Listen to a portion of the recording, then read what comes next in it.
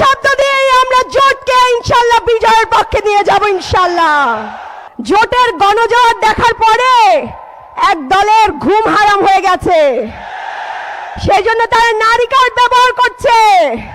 তাদের কার্ডের অভাব নাই, নারী কার্ড, চান্দা কার্ড, লাল কার্ড, নীল কার্ড, আবার কি কার্ড দিবে? Family card.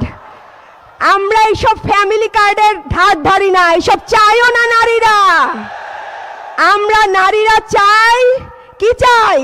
আমরা রাস্তাঘাটে শান্তিপূর্ণভাবে হাঁটতে চাই। আমরা এই চাঁদাবাজি দেখতে চাই না।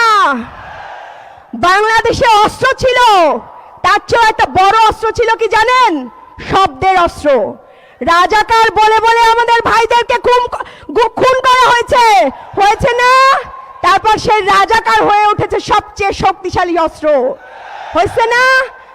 আজকে লন্ডন থেকে নেতা তারেক রহমান এসে গুপ্ত শব্দ ব্যবহার করছে।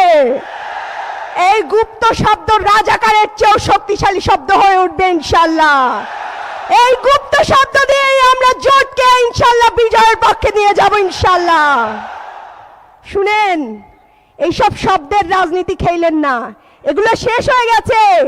আপনি যখন লন্ডন থেকে আসছিলেন, তারেক রহমান যখন লন্ডন থেকে আসছিলেন, তখন আমরা অনেক আশা নিয়েছিলাম যে উনি বোধহয় দেশের উন্নয়নমূলক কাজ করবেন, ভালো কথা বলবেন। কিন্তু তিনি কোন স্তরের কথা বলছে সেটা আমার বলতে দ্বিধা লাগছে। একজন নেতার মুখে, ওই স্তরের নেতার মুখে এরকম গুপ্ত শব্দ মানায় না। এইসব এক শব্দে হাসিনার পতন হয়েছে। আপনারা যদি এইসব শব্দ ব্যবহার করে মানুষকে ঠেকাতে চান, তাহলে কি হবে?